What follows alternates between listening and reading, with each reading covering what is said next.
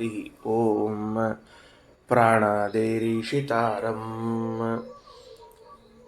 ಪರಮಸುಖನಿಧಿಂ ಸರ್ವದೋಷವ್ಯಪೇತಂ ಸರ್ವಾಂತಸ್ಥಂ ಸುಪೂರ್ಣಂ ಪ್ರಕೃತಿಪತಿಮಜಂ ಸರ್ವಬಾಹ್ಯಂ ಸುನಿತ್ಯಂ ಸರ್ವಜ್ಞಂ ಸರ್ವಶಕ್ತಿಂ ಸುರಮುನಿಮನುಜಾದ್ಯೈಃ ಸದಾ ಸೇವ್ಯಮಾನಂ ವಿಷ್ಣುಂ ವಂದೇ ಸದಾಹಂ ಸಕಲಜಗದನಾದ್ಯಂತ ಮಾನಂದದಂ ತಂ.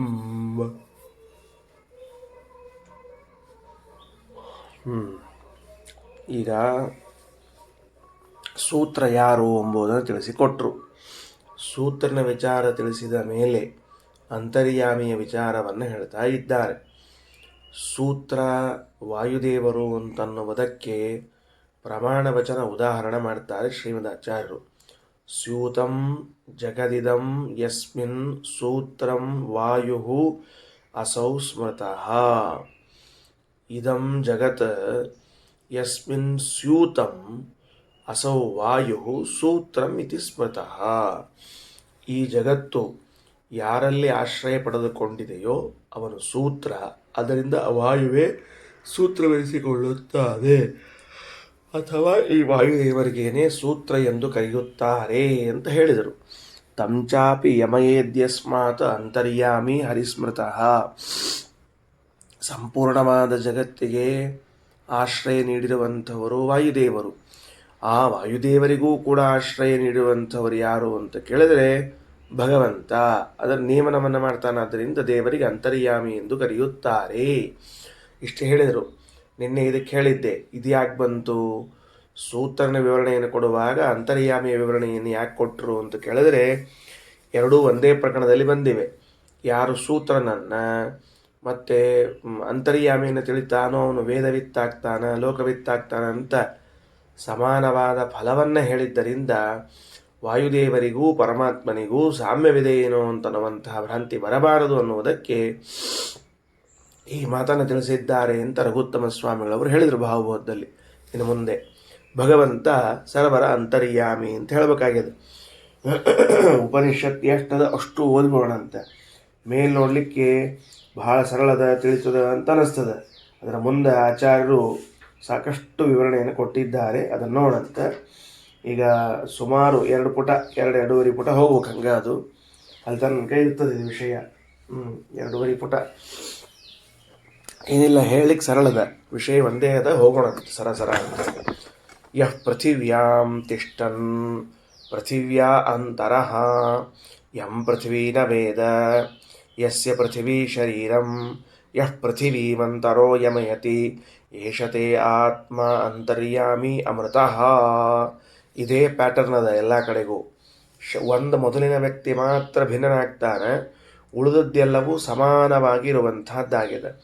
ಅಂತರ್ಯಾಮಿತ್ವದ ಚಿಂತನ ಇದು ಎಲ್ಲ ಪದಾರ್ಥಗಳಲ್ಲಿ ಅಂತರ್ಯಾಮಿಯಾಗಿ ಭಗವಂತನಿದ್ದಾನೆ ಅನ್ನುವ ಅನುಸಂಧಾನ ನಮಗೆ ಬರಬೇಕು.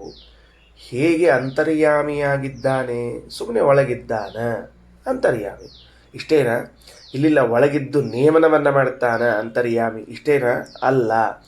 ಒಳಗಿದ್ದಾನ ಅಷ್ಟಕ್ಕೆ ಅಂತರ್ಯಾಮಿತ್ವ ಅಲ್ಲ. ಒಳಗಿದ್ದು ನಿಯಮಿಸುತ್ತಾನೆ ಅಷ್ಟಕ್ಕೆ ಅಂತರ್ಯಾಮಿತ್ವ ಅಲ್ಲ. ಎರಡೂ ಸೇರಿಕೊಂಡು ಮತ್ತೆ 3 ಮತ್ತೆ 4 ಇನ್ನೂ ಹಲವಾರು ಕಾರಣಗಳಿಂದ ಅವನನ್ನು ಅಂತರ್ಯಾಮಿ ಎಂದು ಕರೆಯುತ್ತಾರೆ. ಇದೊಂದು ಬೃಹದಾರಣ್ಯಕ್ಕೆ ಕೊಟ್ಟ ಅಂತರ್ಯಾಮಿ ಸೂತ್ರ ಅಂತ ಕರೀತಾರೆ. ಏನು ಸೂತ್ರ ಇದು? ಅಂತರ್ಯಾಮಿ ಸೂತ್ರ ಅಂತ. ಯಹ ಪೃಥಿವ್ಯಾಂ ತಿಷ್ಠನ್, ಮೊದಲನೇ ವಾಕ್ಯ. ಯಹ ಯಾವ ಪರಮಾತ್ಮನು, ಯಾರು ಅಂತ ಇಷ್ಟೇ ಅರ್ಥದಕ್ಕೆ. ಮುಂದೆ ಸಹ ಅಂತ ಇಟ್ಕೋಬೇಕಾದ್ರೆ ಏಷತೆ ಅಂತದಲ್ಲ, ಅಲ್ಲಿ ಮುಂದೆ ಹೋಗ್ಬೇಕು. ಯಹ ಯಾರು, ಪೃಥಿವ್ಯಾಂ ತಿಷ್ಠನ್ ಪೃಥಿವಿಯಲ್ಲಿ ಇದ್ದಾನ. ಇಲ್ಲಿ ಪೃಥ್ವಿ ಶಬ್ದಕ್ಕೆ ಪೃಥ್ವಿ ಅಂತಂದರೆ ಜಡವಾದ ಪೃಥ್ವಿ ಅಂತ ಅರ್ಥ ಮಾಡಿಲ್ಲ ಶ್ರೀಮದಾಚಾರ್ಯರು. ಭಾಷ್ಯದಲ್ಲಿ ಹೇಳುವಾಗ ಗರುಡ ಹಾಗೂ ಗರುಡ ಪತ್ನಿ ಅಂತ ಮಾಡಿದ್ದಾರೆ. ಭಾಷ್ಯ ಓದಿದಾಗ ಅದನ್ನು ತಿಳ್ಕೋಣಂತ. ಇಲ್ಲಿ ಇದು ಯಾವ ಗದ್ದಲಕ್ಕೂ ಹೋಗೋದು ಬೇಡ. ಯಾವ್ಯಾವ ಶಬ್ದಕ್ಕೆ ಆಚಾರ್ಯರು ಹೊಸ ಅರ್ಥ ಏನು ಮಾಡಿದರು ಎಂಬೋ ಗದ್ದಲ ಈಗ ಬೇಡ. ಭಾಷ್ಯ ಓದಿದಾಗ ತಿಳಿತದ, ಆಗ ನೋಡಂತ. ಈಗಿಷ್ಟೇ, ಪೃಥಿವ್ಯಾಂ ತಿಷ್ಠನ್ ಪೃಥಿವಿಯಲ್ಲಿ ಇದ್ದು ತಿಷ್ಠನ್ ಅಂದರೆ ಏನು? ತಿಷ್ಠನ್ ಅಂದರೆ ಇರುವನು ಅಂತ ಅರ್ಥ. ಷ್ಟಾ ಗತಿ ನಿವೃತ್ತವು ಅಂತ ಧಾತು ಸಂಸ್ಕೃತದಲ್ಲಿ ಎಲ್ಲ ಕಡೆಗೂ ಬರ್ತದೆ, ಬರೆದು ಇಟ್ಕೊಳ್ರಿ. ಷ್ಟಾ ಗತಿ ನಿವೃತ್ತವು ಅಂತ ಧಾತು. ಷ್ಟಾ ಎಂಬ ಧಾತುವು ಗತಿಯ ನಿವೃತ್ತಿ, ಹೋಗ್ತಾನ ಎಂಬುದನ್ನು ಇಲ್ಲ ಅಂತ ಮಾಡ್ತದೆ. ಹೋಗಂಗಿಲ್ಲ ಅಂದ್ರೆ ನಿಂತಿರ್ತಾನ, ಇರ್ತಾನ ಒಂದು ಕಡೆಗೆ ಅಂತ ಅರ್ಥ. ಷ್ಟಾ ಗತಿ ನಿವೃತ್ತವು ಎನ್ನುವ ಧಾತುವಿನಿಂದ ಗಮನದ ನಿವೃತ್ತಿಯನ್ನು, ಅವೇನೀಗ ಹೋಗಿ ಗತಿ ಇಲ್ಲ ಅಂದ್ರೆ ಇದ್ದಾನ ಅಂತ ಅರ್ಥ, ಒಂದು ಕಡೆ ಇದ್ದಾನ ಅಂತ ಅರ್ಥ. ಗಮನವಿದ್ದಾಗ ಮಾತ್ರ ನಾವು ಒಂದು ಕಡೆಯಿಂದ ಇನ್ನೊಂದು ಕಡೆಗೆ, ಅಲ್ಲಿಂದ ಮತ್ತೊಂದು ಕಡೆಗೆ ಹೋಗ್ಲಿಕ್ಕೆ ಸಾಧ್ಯ ಆಗ್ತದೆ. ಹಾಗಾಗಿ ಯಹ ಯಾರು ಪೃಥಿವ್ಯಾಂ ಪೃಥಿವಿಯಲ್ಲಿ ತಿಷ್ಟನ್ ಇದ್ದಾನೋ, ಪೃಥಿವಿಯಲ್ಲಿ ಇದ್ದಾನ ಮುಂದೇನೀಗ ಅಂದ್ರೆ ಪೃಥಿವ್ಯಾ ಅಂತರ, ಅಂತರ ಶಬ್ದಕ್ಕೆ ಭಿನ್ನ ಅಂತ ಅರ್ಥ, ಬರೆದಿಟ್ಕೊಳ್ರಿ. ಓಂ ಅಂತರ ಉಪಪತ್ತೇ ಓಂ ಅನ್ನುವಂತಹ ಸೂತ್ರದಲ್ಲಿ ಅದಕ್ಕೆ ಭಾಷ್ಯ ಕೊಡುವಾಗ ಶ್ರೀಮದಾಚಾರ್ಯರು ಅಂತಸ್ಥಿತ್ವ ರಮಣಕೃತ್ ಅಂತರಸ್ಸ ಉದಾಹೃತಃ ಅಂತ ಹೇಳಿದ್ದಾರೆ. ಅಂತರ ಎಂಬ ಶಬ್ದಕ್ಕೆ ಭಿನ್ನ ಅಂತ ಅರ್ಥ ಇದ್ದಂತೆ ಒಳಗಡೆಗೆ ಇದ್ದು ಸುಖವಾಗಿಯೇ ಇದ್ದಾನಾದ್ದರಿಂದ ದೇವರಿಗೆ ಅಂತರ ಎಂದು ಕರೆಯಬೇಕು. ಅಂತರ ಅಂದ್ರೆ ಸುಖ, ಅಂತರ ಅಂದ್ರೆ ನಮ್ಮೊಳಗೆ ಇದ್ದರೂ ಕೂಡ ಅವನ ಸುಖಕ್ಕೇನು ಕೊರತೆ ಇಲ್ಲ, ಅವನು ಸುಖವಾಗಿಯೇ ಇರ್ತಾನೆ. ನಾವು ನಮ್ಮೂರಿನಿಂದ ಇನ್ನೊಂದು ಊರಿಗೆ ಹೋದರೆ, ನಮ್ಮ ಮನೆಯಿಂದ ಇನ್ನೊಬ್ಬರ ಮನೆಗೆ ಹೋದರೆ ನಮ್ಮ ಸುಖಕ್ಕೆ ಕತ್ರಿ ಬಿತ್ತು ಅಂತ ಅರ್ಥ. ಏನು ಮಾಡೋದ್ರಿ, ಇನ್ನೊಬ್ಬರ ಮನೆಯಾಗಿರ್ತೀವಿ, ಎಷ್ಟಿರುತ್ತೆ ಅಷ್ಟು ಮಾಡ್ಕೊಂಡು ಹೋಗ್ಬೇಕಾಗ್ತಿರ್ತದೆ. ಕೈಕಾಲು ಚಾಚಿ ಸದ್ಯಕ್ಕೆ ಮಲ್ಕೊಳ್ಳೋ ಹಂಗಿಲ್ಲ. ಮಂದಿ ಮನೆಗೆ ಹೋದರೆ ಎಲ್ಲೇನು ತಿಳ್ಕೊಂಡ್ಬಿಡ್ತಾರೋ ಏನೋ ಅಂತ 108 ಕಥೆಗಳನ್ನೇ ಹೇಳ್ತಾ ಇರ್ತೀವಿ. ಇಲ್ಲೇನಿಲ್ಲ, ಅಂತಸ್ಥಿತ್ವ ರಮಣಕೃತ್ ಅಂತರಸ್ಸ ಉದಾಹೃತಃ. ಯಾರದ್ದೇ ಮನೆಯಲ್ಲಿ ಇದ್ದರೂ ಎಲ್ಲೇ ಇದ್ದರೂ ಕೂಡ ಅವನ ಸುಖಕ್ಕೆ ಕೊರತೆ ಇಲ್ಲ, ಆದ್ದರಿಂದ ದೇವರಿಗೆ ಅಂತರ ಅಂತ ಕರೀತಾರೆ ಅಂತ ಆಚಾರ್ಯರು ಅಲ್ಲಿ ಭಾಷೆಯಲ್ಲಿ ಹೇಳಿದ್ದಾರೆ. ಇಲ್ಲಿ ಅಂತರ ಅಂದರೆ ಭಿನ್ನ ಅಂತ ಅರ್ಥ. ಸರಿನಾ? ಯಹ ಯಾರು ಪೃಥಿವ್ಯಾಂ ತಿಷ್ಠನ್ ಪೃಥಿವಿಯಲ್ಲಿ ಇದ್ದು, ಅಂತರ ಅಂತದ ಪೃಥಿವ್ಯಾಂತರ ಎಂಬ ಶಬ್ದಕ್ಕೆ ಅರ್ಥ ಹೇಳಿದ್ವಿ, ಪೃಥಿವಿಯಿಂದ ಭಿನ್ನನಾಗಿದ್ದಾನೆ ಅಥವಾ ಅಲ್ಲಿದ್ದು ಸುಖವುಳ್ಳವನಾಗಿದ್ದಾನೆ ಅಂತ. ಟೀಕಾಕೃತ್ಪಾದರ ಶಿಷ್ಯರು ವ್ಯಾಸತೀರ್ಥರು ಅವರು ಅತಿಪ್ರಿಯತ್ವಾಚ್ಚ ಹರೇಹೇ ಅಂತರತ್ವ ಉದಾಹೃತಂ ಅಂತ ಒಂದು ಸ್ಮೃತಿಯನ್ನು ಉದಾಹರಣೆ ಮಾಡಿ, ಅತಿ ಪ್ರಿಯನಾದದ್ದರಿಂದ ದೇವರಿಗೆ ಅಂತರ ಅಂತ ಕರೀಬೇಕು ಅಂತ ಮತ್ತೆ ಬರೆದಿಟ್ಕೊಳ್ರಿ. ಅತಿ ಪ್ರಿಯ ಅಂತ ಅನ್ನೋದನ್ನು ಬರೆದಿಟ್ಕೊಳ್ರಿ. ಹೆಂಗ ಅಂತ ಹೇಳ್ತೀನಿ ನಾನು ಆಮೇಲೆ. ಅದಕ್ಕೆ ಅತಿಪ್ರಿಯ ಪೃಥಿವ್ಯಾ ಅಂತರ ಅಂದ್ರೆ ಪೃಥಿವಿಗೆ ಅತ್ಯಂತ ಪ್ರಿಯನಾದವನು ಅಂತ ಅರ್ಥ. ಮೂರನೇ ಅರ್ಥ ಇದು.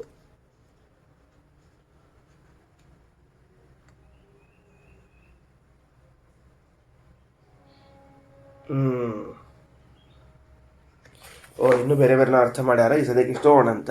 ಪೃಥಿವ್ಯಾಂತರ ಅಂದರೆ ಪೃಥ್ವಿಗೆ ಅತಿ ಪ್ರಿಯನಾಗಿದ್ದಾನೆ ಅಂತ ಅರ್ಥ. ಸದ್ಯಕ್ಕೆ ನಾವು 3 ಅರ್ಥವನ್ನು ತಿಳ್ಕೊಂಡಿದ್ದೇವೆ ಅಂತರ ಶಬ್ದಕ್ಕೆ. ಒಂದು, ಪೃಥಿವಿಯಲ್ಲಿ ಇದ್ದು ಪೃಥಿವಿಯಿಂದ ಭಿನ್ನನಾಗಿದ್ದಾನೆ. ಇದ್ದು ಎಂಬುದು ಅಂತರ ಶಬ್ದದ ಅರ್ಥ ಅಲ್ಲ, ಅಂತರಹ ಎಂಬ ಶಬ್ದಕ್ಕೆ ಭಿನ್ನ ಅಂತ ಅರ್ಥ. ಎಲ್ಲಿ ಬಳಸ್ತೀವಿ? ಅಜಗಜಾಂತರ ಅಂದಿರ್ತೀವಿ. ಅಜಗಜಾಂತರ ಅಂದ್ರೆ ಅಜಕ್ಕೂ ಗಜಕ್ಕೂ ಭೇದ ಅದ ಅಂತ ಅರ್ಥ. ಅಜಗಜಾಂತರ ಅಂತಂದಾಗ ಅಜಕ್ಕೂ ಗಜಕ್ಕೂ ಬಹಳ ವ್ಯತ್ಯಾಸದ ಅಂತನೋ ಅರ್ಥ, ಭೇದ ಅಂತ. ಅಂತಹ ಅಂತರ ಅಂದ್ರೆ ಒಳಗಿದ್ದು ಸಂತೋಷದಿಂದಿರ್ತಾನ ಅಂತ. ಮೂರನೇ ಅರ್ಥ ಅತಿ ಪ್ರಿಯನಾಗಿದ್ದಾನೆ ಅಂದರೆ ಯಾರು ಪೃಥಿವಿಯಲ್ಲಿ ಇದ್ದಾನೋ ಅವನು ಆ ಪೃಥಿವಿಗೆ ಅತ್ಯಂತ ಪ್ರಿಯನಾದ ವ್ಯಕ್ತಿಯಾಗಿದ್ದಾನೆ ಅಂತ ಅರ್ಥ. ಉದಾಹರಣೆಗೆ ನನ್ನಲ್ಲಿ ಇದ್ದಾನೆ, ನನ್ನಲ್ಲಿ ಇದ್ದಾಗ ಭಗವಂತ ನನಗೆ ಅತ್ಯಂತ ಪ್ರಿಯನಾಗಿದ್ದಾನೆ ಅನ್ನುವುದೇ ಅಂತರ ಶಬ್ದದ ಅರ್ಥ. ಅದೇನ್ರಿ, ಏನು ಸ್ವಾರಸ್ಯ ಏನು ಗೊತ್ತಾಗಲಿಲ್ಲ. ನನ್ನಲ್ಲಿದ್ದಾನೆ, ನನಗೆ ಅತಿ ಪ್ರಿಯನಾಗಿದ್ದಾನೆ ಅಂದರೆ ಸಾಮಾನ್ಯವಾಗಿ ನಮಗೆ ನಾವು ಪ್ರಿಯರು, ನಮಗೆ ಇನ್ಯಾರು ಪ್ರಿಯರಲ್ಲ. ಆದರೆ ಭಗವಂತ ನಮ್ಮಲ್ಲಿ ಇದ್ದದ್ದಕ್ಕೆ ನಮ್ಗಿಂತ ಅವ ಅತಿ ಪ್ರಿಯನಾಗಿದ್ದಾನೆ ನಮಗೆ. ಜಗತ್ತಿನಲ್ಲಿ ನಾನು ಎಲ್ಲರನ್ನೂ ಪ್ರೀತಿ ಮಾಡ್ತೀನಿ. ಯಾಕಂದ್ರೆ ನನಗೆ ಬೇಕು ಅನ್ನೋದು ಪ್ರೀತಿ ಮಾಡ್ತೀನಿ ಅಷ್ಟೇ. ನನಗೆ ಬೇಕು ಎಂಬುದಕ್ಕೆ, ನನಗೆ ಪ್ರೀತಿ ಪಾತ್ರರಾಗ್ಯಾರ ಅಂಬೋದಕ್ಕೆ ಅವ್ರೆಲ್ಲ ಬೇಕಾಗ್ಯಾರ. ಹೌದು, ಇದ್ದವ್ರನ್ನ ಎಲ್ಲರನ್ನೂ ಪ್ರೀತಿಸ್ತೀವಿ, ವಸ್ತುವನ್ನು ಪ್ರೀತಿಸ್ತೀವಿ. ಯಾಕಂದ್ರೆ ನನಗೆ ಅಲ್ಲೇ ನಿನಗೆ ಯಾಕೋ ಅಂದ್ರೆ ನಾನು ಪ್ರಿಯ, ನನಗೆ ನಾನು ಪ್ರಿಯನಾದದ್ದರಿಂದಾಗಿ ನನ್ನ ಪ್ರೀತಿಗೆ ಪಾತ್ರನಾದ ನಾನುವಿಗೆ ಯಾರ್ಯಾರು ಪ್ರಿಯರಾಗಿದ್ದಾರೋ ಅವರೆಲ್ಲ ಬೇಕೇ ಬೇಕು. ಆದರೆ ಭಗವಂತ ನನಗೆ ನಾನು ಪ್ರಿಯನಾದವನಲ್ಲ, ನನಗಿಂತಲೂ ಅತಿ ಪ್ರಿಯನಾಗಿದ್ದಾನೆ ನನಗೆ. ಅದಕ್ಕೇನೆ ನನ್ನ ಒಳಗಿದ್ದಾನವ. ನನ್ನ ಒಳಗೆ ಹಾಕಿದ್ದಾನಂದ್ರೆ ನನಗೆ ಅತಿ ಪ್ರಿಯನಾದ್ರಿಂದ ಒಳಗೆ ಬಿಟ್ಕೊಟ್ಬಿಟ್ಟಿವಿ ಅವಂಗೆ. ಬಿಟ್ಕೊಟ್ಟಿವಿ ಅದರ ಅರ್ಥ ಒಳಗಿದ್ದಾನ ಅಂತ ತಾತ್ಪರ್ಯ. ಹಾಗಾದರೆ ಅಂತರಹ ಎಂಬ ಶಬ್ದಕ್ಕೆ ಅತಿ ಪ್ರಿಯ ಅಂತ ಅರ್ಥ ಮಾಡಿದ್ದಾರೆ ವ್ಯಾಸತೀರ್ಥರು. ಸಂತೋಷ. ಮುಂದೆ ಯಂ ಪೃಥ್ವಿ ನವೇದ, ಹೊಸ ಅಂಶ ಬಂತು ನೋಡ್ರಿ. ಹೌದು, ನಮ್ಮ ಒಳಗೆ ಇದ್ದಾನ, ನಮ್ಮಿಂದ ಭಿನ್ನ ಇದ್ದಾನ, ನಮಗೆ ಅತಿ ಪ್ರಿಯನಾಗ್ಯಾನ. ಅವನ್ನ ನಾವು ತಿಳ್ಕೊಂಡಿವೇನಂದ್ರೆ ಯಂ ಪೃಥ್ವಿ ನವೇದ, ಯಾರನ್ನು ಈ ಪೃಥ್ವಿ ತಿಳಿದಿಲ್ಲವೋ, ತಿಳಿದಿಲ್ಲ, ಒಳಗಿದ್ರೂ ತಿಳಿದಿಲ್ಲ. ಯಸ್ಯ ಪೃಥ್ವಿ ಶರೀರಂ, ಯಾರಿಗೆ ಈ ಪೃಥ್ವಿ ಶರೀರವೋ. ಇಲ್ಲಿ ಶರೀರವೋ ಅನ್ನೋದ್ರೆ ಶರೀರದಂತೆಯೋ ಅಂತ, ಅದನ್ನು ಇವ ಅಂತ ಮಾಡ್ಕೊಳ್ಬೇಕು. ಯಾಕೆ ಏನು ಅಂತ ಮತ್ತೆ ಹೇಳ್ತೀನಿ. ಯಃ ಪೃಥಿವೀಮಂತರೋ ಯಮಯತಿ, ಯಾರು ಪೃಥ್ವಿಯ ಒಳಗಡೆಗೆ ಇದ್ದು ನಮ್ಮನ್ನು ನಿಯಮನ ಮಾಡ್ತಾನ. ಏಷತೆ ಆತ್ಮ ಅಂತರ್ಯಾಮಿ, ಇವನೇ ನಿನಗೆ ನಿಯಾಮಕನಾದ ಅಂತರ್ಯಾಮಿಯಾಗಿದ್ದಾನೆ. ಅಮೃತಃ, ನಿತ್ಯನಾಗಿದ್ದಾನೆ, ಅಂತರ್ಯಾಮಿಯಾಗಿದ್ದಾನೆ. ಆತ್ಮ ಅಂತರ್ಯಾಮಿ, ಆತ್ಮ ನಿನ್ನ ಸ್ವಾಮಿಯಾಗಿ ನಿನಗೆ ನಿಯಾಮಕನಾಗಿ ನಿತ್ಯನಾಗಿ ಇದ್ದಾನೆ ಒಳಗಡೆಗೆ. ಇದಿಷ್ಟು ಅಂತರ್ಯಾಮಿ ಸೂತ್ರ. ಎಷ್ಟು ವ್ಯತ್ಯಾಸದ ನೋಡ್ರಿ. ಸುಮ್ಮನೆ ಅಂತರ್ಯಾಮಿ ಅಂತ ತಿಳ್ಕೊಳ್ಳೋದಕ್ಕೂ ಹೀಗೆ ಅಂತರ್ಯಾಮಿತ್ವ ಚಿಂತನೆ ಮಾಡೋದಕ್ಕೂ ಭಾಳ ವ್ಯತ್ಯಾಸದ. ಹಿಂಗೆ ನೀವು ಮಾಡ್ಲಿಕ್ಕತ್ರಿ ಅಂದ್ರೆ ನಿಮಗೆ ಬೇರೆದೇನು ಬೇಕಾಗಂಗಿಲ್ಲ, ಬೇರೆದೇನು ನೆನಪುಳಿಯೋದಿಲ್ಲ. ಇಷ್ಟು ಕೆಲಸ. ಯಃ ಪೃಥಿವ್ಯಾಂ ತಿಷ್ಟನ್ ಪೃಥಿವ್ಯಾ ಅಂತರಃ, ಯಾವ ವ್ಯಕ್ತಿಯು, ಯಾವ ಪರಮಾತ್ಮನು ಪೃಥಿವಿಯಲ್ಲಿ ಇದ್ದಾನೆ, ಪೃಥಿವಿಗಿಂತ ಭಿನ್ನನಾಗಿದ್ದಾನೆ, ಪೃಥಿವಿಗೆ ಅತಿ ಪ್ರಿಯನಾಗಿದ್ದಾನೆ, ಸ್ವಯಂ ಸುಖರೂಪನಾಗಿದ್ದಾನೆ. ಯಂ ಪೃಥಿವೀನ ವೇದ, ಯಾವ ಭಗವಂತನ ಪರಮಾತ್ಮ ತಿಳ್ಕೊಂಡಿಲ್ಲ. ಯಸ್ಯ ಪೃಥಿವೀ ಶರೀರಂ, ಪೃಥಿವಿಯು ಯಾರಿಗೆ ಶರೀರದಂತೆಯೋ. ಶರೀರ ಅಂತ ಯಾವಾಗ ವ್ಯವಹಾರ ಮಾಡ್ತೀವಿ? ನಮ್ಮ ಅಧೀನವಿದ್ದಾಗ ವ್ಯವಹಾರ ಮಾಡ್ತೇವೆ. ಸ್ವಾಧೀನ. ಕೈ ಎತ್ತಬೇಕು ಅಂತ ಅನ್ನಿಸ್ತು ಎತ್ತೀವಿ, ಕಾಲ ಎತ್ತಿಡಬೇಕು ಅನ್ನಿಸ್ತು ಎತ್ತೀವಿ. ಹೀಗೆ ಶರೀರವು ನನ್ನ ಅಧೀನವಾಗಿದೆ ಎಂಬ ಅರ್ಥದಲ್ಲಿ ಹೇಗೋ ಹಾಗೆ ಭಗವಂತನಿಗೆ ಪೃಥ್ವಿ ಶರೀರ ಅಂದರೆ ಸ್ವಾಧೀನ. ಅವನೇನು ಬೇಕಾದರೂ ಮಾಡಬಲ್ಲ. ಈ ಮನೆ ನನಗೆ ಶರೀರದಂತೆ ಅಂತ ಪ್ರಯೋಗ ಮಾಡಿದರೆ ಅರ್ಥ ಏನು? ಈ ಮನೆಯನ್ನು ನಾನು ಹೆಂಗೆ ಬೇಕಾದರೂ ವಿನಿಯೋಗ ಮಾಡಬಲ್ಲೆ ಅಂತ ಅರ್ಥ. ಯಥೇಷ್ಟ ವಿನಿಯೋಗ ಮಾಡಲಿಕ್ಕೆ ಬರ್ತದಾದ್ರಿಂದ ಪೃಥ್ವಿಯನ್ನು ಶರೀರ ಅಂತ ಕರೀತಾರೆ ಹೊರತಾಗಿ ಈ ಪೃಥ್ವಿ ಭಗವಂತನ ಶರೀರವೇ ಆಗಿಲ್ಲ. ಹಂಗೆ ಭ್ರಾಂತಿ ಬರಬಾರ್ದು. ಅದಕ್ಕೆ ಶರೀರ ಅನ್ನೋ ಶಬ್ದಕ್ಕೆ ಶರೀರದಂತೆ ಅಂತ ಮಾಡ್ಕೊಂಬಿಡ್ರಿ. ಶರೀರ ಶಬ್ದದ ಬಾಜುಕ ಒಂದು ಪೆನ್ಸಿಲ್ಲೇ ಇವ ಅಂತ ಇಟ್ಕೊಳ್ರಿ, ಅದು ಸರಿ ಹೋಗ್ತದೆ. ಲುಪ್ತೋಪಮ ಅಂತ ಕರೀತಾರೆ ಇದಕ್ಕೆ ಶಾಸ್ತ್ರದಲ್ಲಿ. ಲುಪ್ತೋಪಮ ಅಂದರೆ ಏನು? ಉಪಮಾ ವಾಚಕವಾದ ಪದ ಏನದ ಇವ ಎಂಬುದು ಅದು ಲುಪ್ತ ಆಗಿರ್ತದೆ, ಲೋಪವಾಗಿರ್ತದೆ. ಅದಕ್ಕೆ ಲುಪ್ತೋಪಮ ಅಂತ ಕರೀತಾರೆ. ಶರೀರಂ ಶರೀರಮಿವ ಅಂತ ಅರ್ಥ. ಯಹ ಪೃಥಿವಿಮಂತರೋ ಯಮಯತಿ, ಯಾರು ಪೃಥ್ವಿಯನ್ನು ಒಳಗಡೆಯಿಂದಲೇ ನಿಯಮನ ಮಾಡ್ತಾನೋ. ನಿಯಮನ ಮಾಡೋದಂದ್ರೆ ಸ್ವಸ್ವವ್ಯಾಪಾರೇಶು ಪ್ರೇರಣಂ ಅಂತ ಅರ್ಥ. ಬರಸೀನಿ. ನಮ್ಮನ್ನು ನಮ್ಮ ಕೆಲಸದಲ್ಲಿ ತೊಡಗಿಸುವುದು. ಅದು ಎಂತಹ ಕೆಲಸವೇ ಇರಬಹುದು. ನಾನು ಇನ್ನೊಬ್ಬರಿಗೆ ಬೈಯುವ ಕೆಲಸವೇ ಇರಬಹುದು, ಹೊಗಳುವ ಕೆಲಸ ಇರಬಹುದು, ಇನ್ನೊಬ್ಬರಿಗೆ ಅನುಕೂಲ ಮಾಡಿಕೊಡುವ ಕೆಲಸ ಇರಬಹುದು, ಇನ್ನೊಬ್ಬರಿಗೆ ಪ್ರತಿಕೂಲ ಮಾಡಿಕೊಡುವ ಕೆಲಸ ಇರಬಹುದು. ಏನೇನು ಕೆಲಸಗಳಿವೆಯೋ ಆ ಎಲ್ಲ ಕೆಲಸಗಳಲ್ಲಿ ಪ್ರೇರೇಪಣೆ ಮಾಡಿ ಕೆಲಸದಲ್ಲಿ ತೊಡಗಿಸ್ತಾನಲ್ಲ, ಅದನ್ನೇ ನಿಯಮನ ಎಂದು ಕರೆಯುತ್ತೇವೆ. ಏಷತೆ ಆತ್ಮ, ಇವನೇ ನಿನ್ನ ಸ್ವಾಮಿ, ಅಂತರ್ಯಾಮಿ, ಅವನು ಅಮೃತಃ, ನಿತ್ಯನಾಗಿದ್ದಾನೆ. ಸರಿ ಆಯ್ತಾ? ಇಷ್ಟು ವಿಷಯ. ಇದರಂಗೆ ಮುಂದಿಂದೆಲ್ಲ ತಿಳ್ಕೊತ ಹೋಗೋದಿನ್ನ. ಒಂದ್ಸಲ ತಿಳ್ಕೊಂಡಿದ್ದೀವಿ, ಮುಂದಿನ ಕೇವಲ ವಿವರಣೆ ಕೊಡ್ತಾ ಹೋಗ್ತೀನಿ. ಯೋ ಅಪ್ಸುತಿಷ್ಟನ್, ಯಾರು ನೀರಿನಲ್ಲಿ ಇರ್ತಾನೋ, ಅದ್ಭ್ಯೋ ಅಂತರಃ, ನೀರಿಗಿಂತ ಭಿನ್ನನಾಗಿದ್ದಾನೋ, ಯಂ ಆಪೋ ನ ವಿದುಹು, ಯಾವ ಒಬ್ಬ ಭಗವಂತನನ್ನ ನೀರುಗಳೂ ತಿಳಿದಿಲ್ಲ. ಅದೇನ್ರಿ, ನೀರು ತಿಳಿದಿಲ್ಲ ಅನ್ಬೇಕು, ನೀರುಗಳು ತಿಳಿದಿಲ್ಲ ಅನ್ಬೇಕು ಅಂದ್ರೆ ಆಪಹ ಅಂತನ್ನುವ ಶಬ್ದ ಸಂಸ್ಕೃತದಲ್ಲಿ ಏನೋ ನಿತ್ಯ ಬಹುವಚನಾಂತವಾದ ಶಬ್ದ, ನಿತ್ಯದಲ್ಲೂ ಬಹುವಚನಾಂತವಾದ ಶಬ್ದ. ಆಪಹ ಅಂತನ್ನುವ ಶಬ್ದ ಎಂದೂ ಏಕವಚನದಲ್ಲಿ ಬಳಸುವುದಿಲ್ಲ. ಬರೆದಿಟ್ಕೊಳ್ರಿ.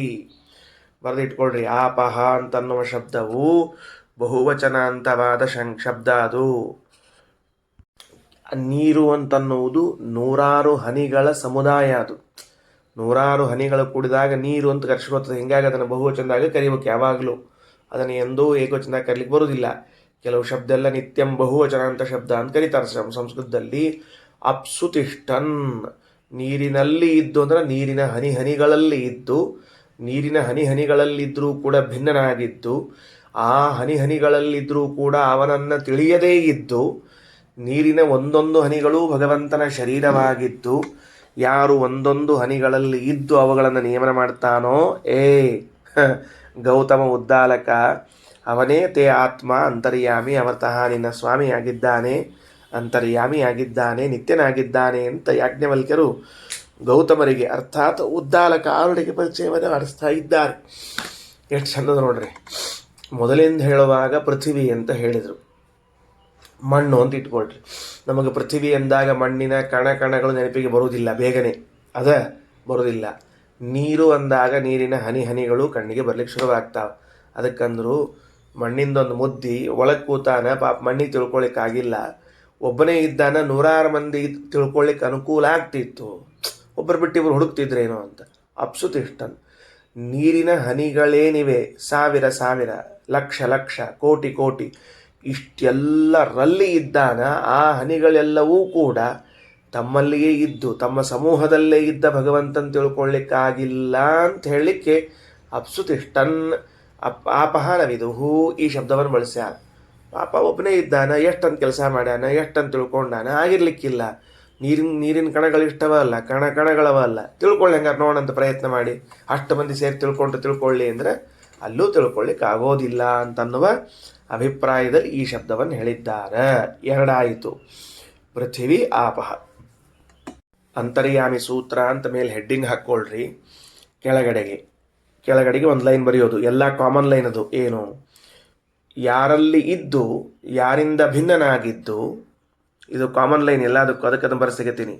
ಯಾರಲ್ಲಿ ಇದ್ದು ಯಾರಿಂದ ಭಿನ್ನನಾಗಿದ್ದಾನೋ ಹಾಗೂ ಅವರಿಗೆ ಅತಿಪ್ರಿಯನಾಗಿದ್ದಾನೋ, ಸುಖರೂಪನಾಗಿದ್ದಾನೋ,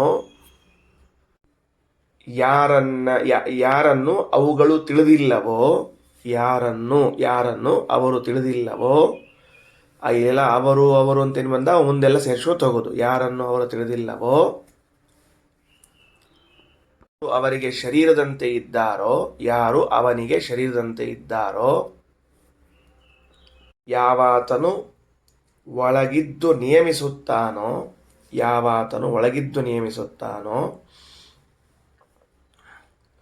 ಅವನೇ ನಿನ್ನ ಸ್ವಾಮಿ ಅಂತರ್ಯಾಮಿ. ಬರುವಂತ ತೆಳಗಡೆಗೆ ಇಷ್ಟ ಮೇಲೆ ಹೆಡ್ಡಿಂಗ್ ಬರ್ಕೊಂಡ್ರೆ ತೆಳಗಡೆಗೆ ಒಂದು ಪೃಥ್ವಿ ಅಂತ ಬರ್ಕೊಂಡು ಇಟ್ಕೊಳ್ರಿ. ಪೃಥ್ವಿಯನ್ನು ಬರೆದಿಟ್ಕೊಂಡು ಮುಂದೆ ಈಸಿಕೊಲ್ಟ್ ಹಾಕ್ಕೊಂಡು ಖಾಲಿ ಬಿಟ್ಟಿರ್ರಿ. ತುಂಬ ಅಲೆ ಬಾಜುಗೆ ಬರ್ಕೋಬೇಡ್ರಿ.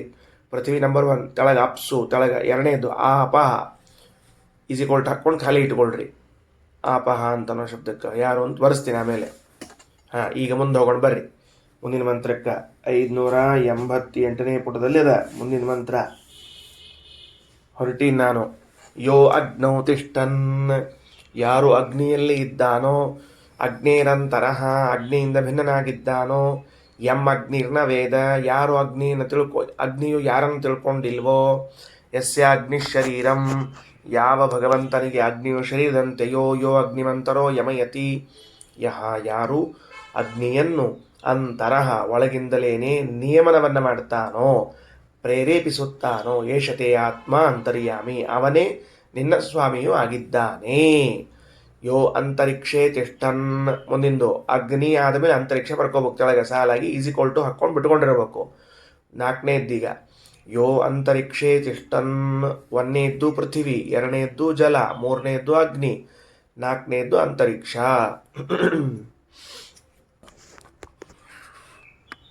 ಯೋ ಅಂತರಿಕ್ಷೇ ತಿಷ್ಠನ್, ಅಂತರಿಕ್ಷಾದಂತರಃ, ಯಂ ಅಂತರಿಕ್ಷಂ ನ ವೇದ.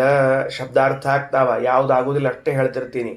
ಯಹ ಅಂತರಿಕ್ಷೇ ತಿಷ್ಠನ್, ಅಂತರಿಕ್ಷಾತ್ ಅಂತರಃ, ಯಂ ಅಂತರಿಕ್ಷಂ ನ ವೇದ, ವೇದ ಅಂದ್ರೆ ತಿಳಿಯೋದು, ನ ವೇದ ಅಂದ್ರೆ ತಿಳಿದಿಲ್ಲೋ, ಯಸ್ಯ ಅಂತರಿಕ್ಷಂ ಶರೀರಂ, ಯಾವ ಪರಮಾತ್ಮನಿಗೆ ಅಂತರಿಕ್ಷವು ಶರೀರವಾಗಿದೆಯೋ, ಯಹ ಅಂತರಿಕ್ಷಂ ಅಂತರೋ ಯಮಯತಿ, ಒಳಗಡೆಗೆ ಇದ್ದು ಸುಖವನ್ನುಂಟು ಮಾಡ್ತಾ ತಾನು ನಿಯಮನವನ್ನು ಮಾಡ್ತಾನೋ, ಏಷತೆ ಆತ್ಮ ಅಂತರ್ಯಾಮಿ ಅಮೃತಃ. ಮುಗಿತು. ಐದನೇದ್ದು, ಯೋ ವಾಯೌ ತಿಷ್ಟನ್ ವಾಯೋರಂತರಃ ಯಂ ವಾಯುರ್ನ ವೇದ ಯಸ್ಯ ವಾಯುಶರೀರಂ ವಾಯುಮಂತರೋ ಯಮಯತಿ ಏಷತೆ ಆತ್ಮ ಅಂತರ್ಯಾಮಿ ಅಮೃತಃ. ಮುಂದೋಗೋಣ ಅಂತ. ಆರನೇದ್ದು, ಯೋ ದಿವಿ ತಿಷ್ಟನ್ ದಿವೋ ಅಂತರಃ ಯಂ ದ್ಯೌರ್ನ ವೇದ. ಹಂಗಂಗೆ ತಳ ಬರ್ಕೊಂಡು ಒಂದೊಂದು ಸಾಲ ಬಿಟ್ಕೋತ ಹೋಗೋದ. ಮತ್ತಲ್ಲಿ ಯಸ್ಯ ದ್ಯೌಹು ಶರೀರಂ, ಯಾರಿಗೆ ದ್ಯೂ ಲೋಕವು ಶರೀರವಾಗಿದೆಯೋ, ದ್ಯೂ ಅಂದರೆ ಸ್ವರ್ಗ ಅಂತ ಅರ್ಥ. ಅದಕ್ಕೆ ದಿವಮಂತರೋ ಯಮಯತಿ, ಆ ದ್ಯೂ ಲೋಕವನ್ನು ಒಳಗಡೆಯಿಂದಲೇ ಪ್ರೇರಣೆಯನ್ನು ಮಾಡ್ತಾನೋ, ಏಷತೆ ಆತ್ಮ ಅಂತರ್ಯಾಮಿ ಅಮೃತಃ. ಯ ಆದಿತ್ಯೇ ತಿಷ್ಟನ್ ಆದಿತ್ಯಾದಂತರಃ, ಸೂರ್ಯನಲ್ಲಿ ಇರ್ತಾನ, ಸೂರ್ಯನಿಂದ ಭಿನ್ನ ಆಗಿರ್ತಾನ.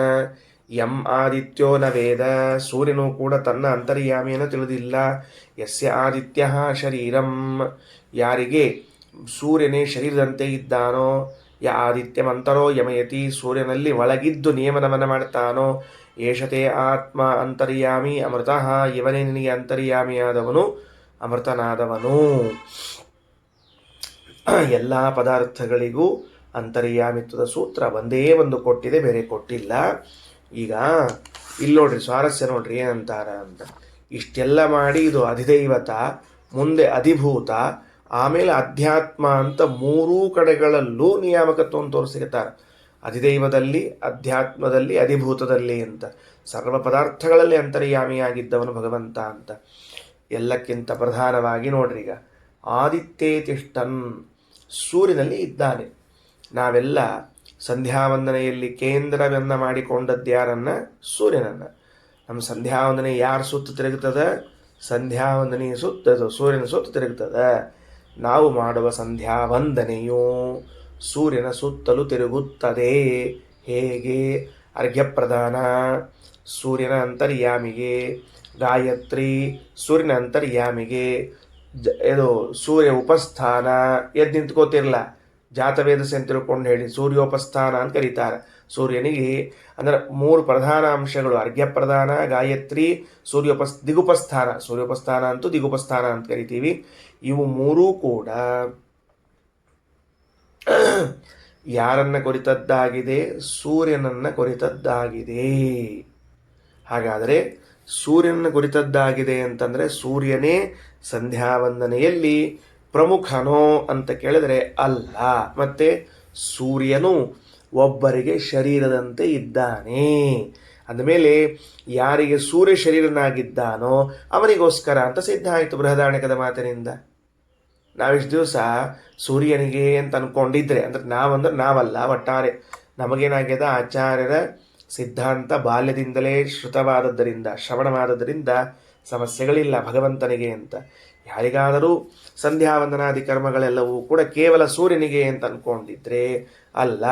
ಬೃಹದಾರಣ್ಯಕಂತದ ಸೂರ್ಯ ಒಬ್ಬರಿಗೆ ಶರೀರದಂತೆ ಇದ್ದಾನೆ, ಅವನ ಶರೀರ ಅಂದ ಮೇಲೆ ಅವನ ಅಂತರ್ಯಾಮಿಗೆ ತಾನೇ ಆಗಬೇಕು ಅಂತ ತಿಳಿತಕ್ಕಂಥದ್ದಾಗ್ಯದ. ಯಾವಾಗಲೂ ಹಾಗೆ. ಈ ಮನೆ ಬಹಳ ಚಂದದ ಅಂತ ಹೊಗಳಿದರೆ ಅದು ಅವಂದಲ್ಲ, ಮನೆಯನ್ನು ಕಟ್ಟಿದ ಯಜಮಾನನಿಗೆ ಹೊಗಳುವಿಕೆ. ಹೌದೋ ಇಲ್ಲ? ಮತ್ತು ಮನೆ ಎಷ್ಟು ಚಂದದ ಅಂತ ತಿಳ್ಕೊಂಡು ಹೇಳಿದರೆ ಮನಿನ ಸಂತೋಷ ಪಡಂಗಿಲ್ಲದೆ ಭಾಳ ಚಂದ ಆದ್ಬಿಡು ನನ್ನ ಹೊಗಳಿಬಿಟ್ರು ಅಂತ ಹೇಳಿ ಮನಿ ಪಾಯ ಸಮೇತ ಎದ್ದು ನಿಂತು ಥೈ ಥೈ ಥೈ ಡ್ಯಾನ್ಸ್ ಮಾಡಿ ಮತ್ತೆ ಕೂತ್ಕೊಳ್ಳಂಗಿಲ್ಲದೇನು. ಮನೆ ಒಳಗಿದ್ದ ಯಜಮಾನ ಥೈ ಥೈ ಕುಣಿತನ ಹೊರತಾಗಿ ಬೇರೆಯವರಲ್ಲ. ಹಾಗೆ ಮತ್ತು ಸೂರ್ಯ ಅಂದ ಅಲ್ಲ, ಸೂರ್ಯನಲ್ಲ, ಸೂರ್ಯನ ಅಂತರ್ಯಾಮಿಯಾದ ಭಗವಂತನಿಗೆ ಅಂತ. ಸಂಧ್ಯಾವಂದನೆಗೊಂದು ಅಂತರ್ಯಾಮಿ ಸೂತ್ರ. ಸಂಧ್ಯಾವಂದನೆಗೊಂದು ಅಂತರ್ಯಾಮಿ ಸೂತ್ರ ಅಂದಾಗ ಅರ್ಘ್ಯಪ್ರದಾನವನ್ನು ಮಾಡುವಾಗ ಯ ಆದಿತ್ಯೇ ತಿಷ್ಟನ್. ಇವತ್ತು ಅರ್ಘ್ಯಪ್ರದಾನದಲ್ಲಿ ಹೊಸ ಮುಖ, ಹೊಸ ಚಿಂತನೆ. ನೀವು ತಿಳಿದುಕೊಂಡ ಅಂಶವನ್ನು ಸೂತ್ರದಲ್ಲಿ ಹಾಕಿ ತೆಗೆಯೋದಷ್ಟೇ, ಎರಕವನ್ನು ತೆಗೆಯೋದಷ್ಟೇ ಕೆಲಸ, ಬೇರೆ ಏನಿಲ್ಲ. ಯ ಆದಿತ್ಯೇ ತಿಷ್ಟನ್, ಸೂರ್ಯನಲ್ಲಿ ಇದ್ದಾನೆ. ಆದಿತ್ಯಾದಂತರಃ, ಸೂರ್ಯನಿಂದ ಭಿನ್ನನಾಗಿದ್ದಾನೆ. ಯಮಾದಿತ್ಯೋ ನ ವೇದ, ಸೂರ್ಯ ಯಾರನ್ನು ತನ್ನಲ್ಲಿ ಇದ್ದವನ್ನ ತಿಳಿದಿಲ್ಲೋ. ಯಸ್ಯಾದಿತ್ಯ ಶರೀರಂ, ಓ ಸೂರ್ಯ ಇದು ನೀನೇನಿದ್ದೀಯ, ಇದು ಭಗವಂತನ ಶರೀರ. ಯಹ, ಯಾವಾತನು ಒಳಗೆ ಇದ್ದು ತಾನು ಸುಖವಾಗಿ ಸೂರ್ಯನಿಗೆ ಅತಿಪ್ರಿಯನಾಗಿ ಸೂರ್ಯನ ನೇಮಿಸುತ್ತಾನೋ ಅವನೇ ನನ್ನ ಆತ್ಮನಾಗಿದ್ದಾನೆ, ನನಗೆ ಸ್ವಾಮಿಯಾಗಿದ್ದಾನೆ, ನನಗೆ ಅಂತರ್ಯಾಮಿಯಾಗಿದ್ದಾನೆ, ನಿತ್ಯನಾಗಿದ್ದಾನೆ ಅಂತ ಹೀಗೆ ಅಭೇದ ಚಿಂತನೆಯನ್ನು ಮಾಡ್ತಾ ಅರ್ಘ್ಯ ಪ್ರದಾನವನ್ನು ಮಾಡಿದರೆ ಆಧ್ಯಾತ್ಮಿಕವಾಗಿ ಮತ್ತೊಂದು ಮೆಟ್ಟಲನ್ನು ಏರಿದೆವು, ಸಂಧ್ಯಾವಂದನೆಯಲ್ಲಿ ಮತ್ತೊಂದು ಮೆಟ್ಟಲು ಏರಿದೆವು ಅಂತ ಅರ್ಥ. ಇದು ಬರ್ಕೊಂಡು ಇಟ್ಕೋಬೇಕಾಗ್ತದೆ. ಇಲ್ಲಿ ಆಚಾರ ಪಾಠದಾಗ ಕೇಳಿ ಭಾಳ ಚಂದದ ಅಂತ ಎಡಕ್ಕೆ ಬಲಕ್ಕೆ ಎಡಕ್ಕೆ ಗೋಣಾಡಿಸಿ ನೋವಾಗೋಷ್ಟಾಡಿಸಿ ಆಮೇಲೆ ಮಲ್ಕೊಂಬಿಟ್ರೆ ಮುಗಿದು ಹೋಗಂಗಿಲ್ಲ. ಮತ್ತೆ ಯೋ ದಿಕ್ಷು ತಿಷ್ಟನ್, ಯಾರು ದಿಕ್ಕಿನಲ್ಲಿ ಇದ್ದಾನೆ. ದಿಕ್ಷು ಇದು ನೋಡ್ರಿ, ದಿಕ್ಷು ಅನ್ನುವ ಶಬ್ದ ಇಲ್ಲೂ ಕೂಡ ಬಹುವಚನವನ್ನು ತೋರಿಸಿದ್ದಾರೆ. ಇದೇನು ಬಹುವಚನ ಅಂತ ಶಬ್ದ ಅಲ್ಲ. ಅದರ ದಿಕ್ಷು ದಿಕ್ಕುಗಳಲ್ಲಿ ಇದ್ದು, ದಿಗ್ಭ್ಯ ಅಂತರಃ ಗಳಲ್ಲಿ ಇದ್ದಾನ, ದಿಗ್ಭ್ಯ ಅಂತರಃ ದಿಕ್ಕುಗಳಿಂದ ಭಿನ್ನನಾಗಿದ್ದಾನೆ. ದಿಕ್ಕುಗಳಿಂದ ಭಿನ್ನನಾದ ಮೇಲೆ ಯಂ ದಿಶಃ ನ ವಿದುಹು, ಯಾರನ್ನ ದಿಕ್ಕುಗಳು ತಿಳಿದುಕೊಂಡಿಲ್ಲವೋ, ಯಸ್ಯ ದಿಶಃ ಶರೀರಂ, ಯಾವ ಭಗವಂತನಿಗೆ ದಿಕ್ಕು ಶರೀರವಾಗಿದೆಯೋ, ದಿಶಃ ಅಂತರಃ ಯಮಯತಿ, ದಿಕ್ಕುಗಳನ್ನು ಭಗವಂತ ಒಳಗಿನಿಂದಲೇ ನಿಯಮನವನ್ನು ಮಾಡ್ತಾನ. ಏಷತೆ ಆತ್ಮ ಅಂತರ್ಯಾಮಿ ಅಮೃತಃ, ಇದೇ ಇವನೇ ನಿನ್ನ ಸ್ವಾಮಿ, ನಿನ್ನ ಅಂತರ್ಯಾಮಿ. ಅಲ್ರಿ ಆಚಾರ, ದಿಕ್ಕುಗಳನ್ನು ನಿಯಂತ್ರಿಸೋದು ಅರ್ಥ ಆಗಿಲ್ರಪ್ಪ. ದಿಕ್ಕುಗಳನ್ನು ನಿಯಂತ್ರಿಸ್ತಾನಂತ ಅವತರ ಪಾಡಿಗೆ ಅವ, ಪೂರ್ವದ ಪಶ್ಚಿಮದ ದಕ್ಷಿಣದ ಅದೇನು ನಿಯಮನ ಮಾಡ್ಬೇಕಾಗ್ಯದ, ಅದೇನು ನಿಯಂತ್ರಣ ಮಾಡೋದಿಲ್ಲ ಅಂತಂದ್ರೆ ಹಂಗಿರೋದಿಲ್ರಿ. ಅದು ಪೂರ್ವಕ್ಕೆ ಇರ್ಲಿಕ್ಕೂ ಅವನೇ ಕಾರಣ, ಪಶ್ಚಿಮಕ್ಕೆ ಇರ್ಲಿಕ್ಕೂ ಅವನೇ ಕಾರಣ. ನಮ್ಮಲ್ಲಿ ಯಾವ ವಸ್ತುಗಳು ಎಲ್ಲೆಲ್ಲಿ ಉಳ್ಕೊಂಡಾವ, ಎಲ್ಲೆಲ್ಲಿ ಅವ, ಅವುಗಳು ಅಲ್ಲಲ್ಲಿ ಉಳಿಲಿಕ್ಕೆ ಕಾರಣ ಯಾರೋ ಅವನೇ. ಆದ್ದರಿಂದ ಅವಂಗೆ ಹೇಳ್ಯಾರ, ಒಂದು ದಿಕ್ಕು ನಿಯಂತ್ರಣ ಮಾಡೋದು ಅಂದ್ರೆ ಕೆಲವರಿಗೆ ಕೆಲವು ದಿಕ್ಕಾಗಿ ಬರ್ತಿರ್ತಾವ್ರಿ. ಏನಂತ, ಇವರು ಸಂಚಾರಕ್ಕೆ ಹೊರಡೋ ಕಾಲಕ್ಕೆ ಪೂರ್ವದಿಂದ ಸಂಚಾರಕ್ಕೆ ಹೊರಡಬೇಕು, ಕೆಲವು ದಕ್ಷಿಣದಿಂದ ಹೊರಡಬೇಕು ಅಂತ ಇರ್ತದೆ. ಹಂಗ ದಿಕ್ಕುಗಳಲ್ಲಿದ್ದು ದಿಕ್ಕನ್ನು ನಿಯಂತ್ರಿಸುತ್ತಾನೆ ಅಂದರೆ ಅವುಗಳ ಮೂಲಕ ಇವರಿಗೆ ಫಲವನ್ನು ಉಂಟು ಮಾಡ್ತಾನ ಅಂತ. ಊಟಕ್ಕೆ ಕೂಡೋ ಕಾಲಕ್ಕೆ ಈ ಕಡೆ ದಿಕ್ಕಿಗೆ ಮುಖ ಮಾಡ್ರಿ, ಸಂಧ್ಯಾವಂದನೆ ಕೊಡೋ ಕಾಲಕ್ಕೆ ಆ ಕಡೆ ದಿಕ್ಕಿಗೆ ಮುಖ ಮಾಡ್ರಿ ಅಂತ ಹಿಂಗೆಲ್ಲ ಹೇಳಿರ್ತಾರೆ. ಕೆಲವರು ಎಕಡೂ ಮುಖ ಮಾಡಲಾರ್ದೆ ಟಿವಿ ಕಡೆ ಮುಖ ಮಾಡ್ಕೊಂಡು ಸಂಧ್ಯಾನ ಮಾಡ್ತಿರ್ತಾರೆ. ಏನೋ ಕೆಲವರು ಎಲ್ಲೂ ಮುಖ ಮಾಡಲಾರ್ದೆ ಟಿವಿ ಯಾವ ದಿಕ್ಕಿಗಿದೆಯೋ ಆ ದಿಕ್ಕಿಗೆ ಮುಖ ಮಾಡ್ಕೊಂಡು ಸಂಧ್ಯಾನ ಮಾಡ್ತಿರ್ತಾರೆ. ಅದೇನ್ರಿ ಆಚಾರ, ಮತ್ತು ಪೂರ್ವ ಉತ್ತರ ಅಂತ ಹಿಂಗೇನೋ ಇತ್ತಲ್ಲ, ನಿಯಮ ಚೇಂಜ್ ಆಗಿದೇನೋ ಅಂದ್ರೆ, ಯಾವಾಗ ಟಿವಿ ಸೃಷ್ಟಿ ಆಯಿತೋ ಅವತ್ತೇ ನಿಯಮ ಚೇಂಜ್ ಮಾಡ್ಯಾನ ದೇವರು. ಅಪ್ಪಿ ನೀ ಇನ್ನೆಲ್ಲೂ ನೋಡ್ಲಿಕ್ಕೆ ಹೋಗಬೇಡ, ಸೀದಾ ಟಿವಿ ಕಡೆ ನೋಡ್ಕೋತ ಸಂಧ್ಯಾವಂದನೆ ಮಾಡು. ಯಾಕಂದ್ರೆ ಅಲ್ಲಿ ಕ್ರಿಕೆಟ್ ಬರ್ತಿರ್ತದೆ, ಫುಟ್ಬಾಲ್ ಬರ್ತಿರ್ತದೆ, ಸಿನಿಮಾ ನಾಟಕಗಳು ಬರ್ತಿರ್ತಾವೆ. ಅದರಿಂದ ಈಗ ಎಲ್ಲರೂ ಕೂಡ ಸೂರ್ಯೋಪಸ್ಥಾನ ಮಾಡೋದಂದ್ರೆ ಪ್ರಾಚ್ಯ ದಿಶೆ ಅಂತಿಲ್ಲ, ಟಿವಿ ದಿಶೆ ಅಂತ ತಿಳ್ಕೊಂಡು ಟಿವಿ ಕೈ ಮುಗಿದು ನಮಸ್ಕಾರ ಮಾಡ್ತಿರೋದು, ಅಷ್ಟು ಕೆಲಸ. ಇನ್ನು ಏನಾಗಿದೆ, ಸ್ವಲ್ಪ ಮುಂದುವರೆದೀವಿ ನಾವೀಗ. ಟಿವಿ ದಿಶೆ ಇಲ್ಲ, ಮೊಬೈಲ್ ದಿಶೆ ಅಂತ ತಿಳ್ಕೊಂಡು ಹೇಳಿ ಮೊಬೈಲ್ ಹಿಡ್ಕೊಂಡು ಕೂತಿರ್ತೀವಿ. ಹಿಂಗೆ ಸಂಧ್ಯಾ ಮಾಡೋ ಕಾಲಕ್ಕೂ ಕೂಡ ಭಾಳ ಅವಸರ ಇರ್ತದೆ ರೀ. ಯಾರ ಪಾಪ ಆ ಹೊತ್ತಿನಾಗ ಅವಸರಲ್ಲೇ ಮೆಸೇಜ್ ಹಾಕೋಣ ರಿಪ್ಲೈ ಮಾಡದೆ ಹೋದ್ರೆ ತಪ್ಪು ತಿಳ್ಕೊಂಬಿಡ್ತಾರೆ ಅವರು. ತಿಳ್ಕೊಳ್ಳಿ, ಏನು ಅಂತಾಪರಿ ಏನಂದ್ರೆ, ಅವ್ರು ತಪ್ಪು ತಿಳ್ಕೊಂಡ್ರೆ ನಮ್ಮ ಜೀವನಕ್ಕೆ ಹಿಂಗೆ ಅವ್ರು ತಪ್ಪು ತಿಳಿದುಕೊಳ್ಳುವಿಕೆ ಅಂತ ಅನ್ನೋದು ನಮ್ಮ ಜೀವನದೊಳಗೆ ಭಾರಿ ಬದಲಾವಣೆ ತರ್ತಂತ ತಿಳ್ಕೊಂಬಿಡ್ತೀವಿ ನಾವೆಲ್ಲ. ಹಿಂಗಾಗಿ 24 ತಾಸು ಫೋನ್ ಜೊತೆಗೆ ಇಟ್ಕೊಂಡು ಟಿವಿ ದಿಶೆ, ಪ್ರಾಚ್ಯ ದಿಶೆ ಹೋಗಿತ್ತು, ಪಶ್ಚಿಮ ಹೋಯಿತು, ಮೊಬೈಲ್ ದಿಶೆ ಅಂತ ಬಂದು ಕೂತ್ಕೊಂಡದು.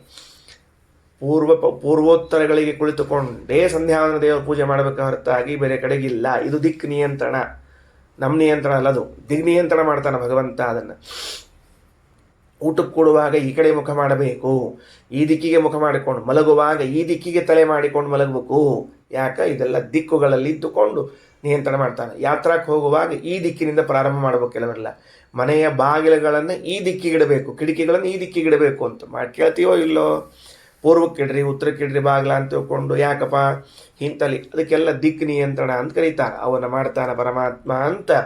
ಇದಿಷ್ಟು ದಿಗಂತರ್ಯಾಮಿ. ಭಾಳ ಚಂದದ್ರಿ. ದಿಕ್ಕಂದ್ರೆ ಏನು, ಎಲ್ಲರ ಭಾರಿ ವಿಷಯಗಳವಾದ್ರು. ಧರ್ಮಶಾಸ್ತ್ರದಾಗಂತರೂ ದಿಕ್ಕಿನ ಬಗ್ಗೆ ಭಾರಿ ಹೇಳ್ತಾರೆ. ನಕ್ಷತ್ರ ಏನೋ ಒಂದು ವಸ್ತು ಕಳೆದದಂತ ಇಟ್ಕೊಳ್ರಿ, ನನ್ನ ಕೇಳಿಕ್ಕೆ ಹೋಗ್ಬೇಡ್ರಿ, ಆಮೇಲೆ ಕಳೆದ ಮೇಲೆ ಆಚಾರಿ ಫೋನ್ ಮಾಡ್ಲಿಕ್ಕೆ ಹೋಗ್ಬೇಡ್ರಿ.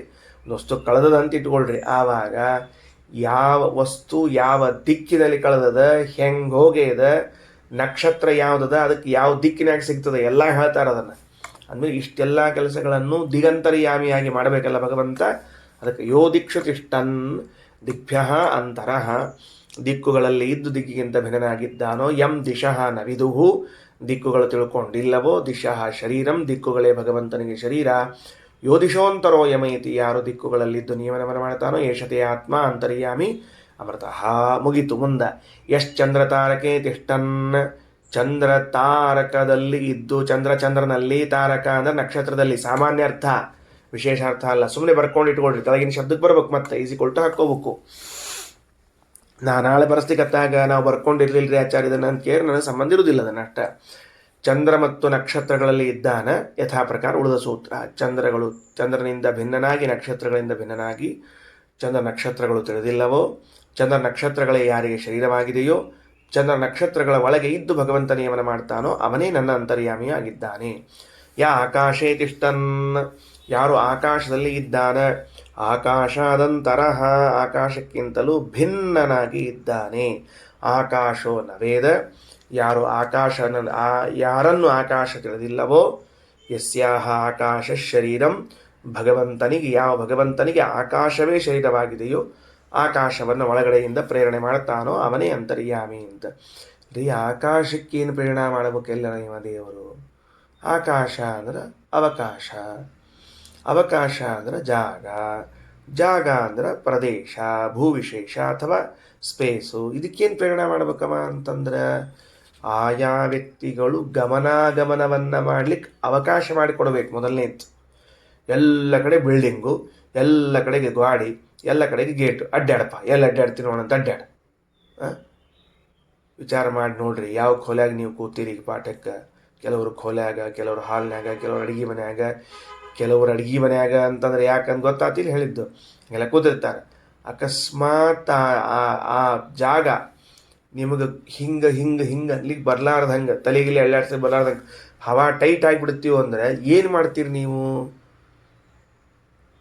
ವಾಡಿಕೆ ಅಳ್ಳಾಡ್ಸಿ ತೋರಿಸಿರು, ಏನು ಮಾಡ್ಲಿಕ್ಕೆ ಬರಂಗಿಲ್ಲ ಆಚಾರ ಅಂತ ತಿಳ್ಕೊಂಡು ಹೇಳಿ ಅಂದಮೇಲೆ ಆ ಆಕಾಶದಲ್ಲಿ ಇದ್ದು ಅವಕಾಶ ಪ್ರದನಾದ್ದರಿಂದಲೇ ನಮ್ಮ ಹಾರಾಟ ಹೋರಾಟಗಳೆಲ್ಲ ನಡೀತಾ ಇಲ್ಲದೆ ನಡೆಯೋದಿಲ್ಲ, ನಡೆದಾಟ ನಡೀಲಿಕ್ಕತ್ತದ. ಅದಕ್ಕೆ ಆಕಾಶದಲ್ಲಿದ್ದು ಇದು ಒಂದು. ಎರಡನೇದ್ದು ಶಬ್ದಗಳು ಮುಟ್ಟಬೇಕಲ್ಲ ನಿಮ್ಮವರೆಗೆ, ಶಬ್ದಗಳು ಮುಟ್ಟಬೇಕು. ಆ ಕೆಲಸವನ್ನು ಮಾಡಿಸೋನು ಆಕಾಶದಲ್ಲಿದ್ದ ಭಗವಂತ. ಮುಂದೆ ಇದೊಂದು ಕೇಳ್ರಿ, ಇನ್ನೆರಡು ವಾಕ್ಯವೇ ಹೇಳಿ ಮುಗಿಸ್ಬಿಡ್ತೀನಿ. ಎಸ್ ತಮಸಿ ತಿಷ್ಟನ್, ತಮಸ್ಸಿನಲ್ಲಿ ಇದ್ದು ಕತ್ತಲೆಯಲ್ಲಿ ಇದ್ದಾನಂತ. ಕತ್ತಲೆಯಲ್ಲಿ ಇದ್ದಾನ. ತಮಸಿ ತಿಷ್ಟನ್, ತಮಸೋ ಅಂತರಹ, ಕತ್ತಲೆಗಿಂತ ಭಿನ್ನನಾಗಿದ್ದಾನೆ. ಯಂ ತಮೋ ನವೇದ, ಕತ್ತಲೆ ಯಾರನ್ನು ತಿಳ್ಕೊಂಡಿಲ್ಲ. ಸಾಲ್ ಬಗ್ಗೆ ಬರ್ಲಿಕ್ಕೆ ಇಲ್ಲ, ತಳಗ ತಮಃ ಅಂತ ಬರ್ಕೊಂಡು ಈಸಿ ಕೊಲ್ಟ್ ಹಾಕೊಂಡು ಖಾಲಿ ಇಟ್ಕೊಂಡಿರ್ಬೇಕು.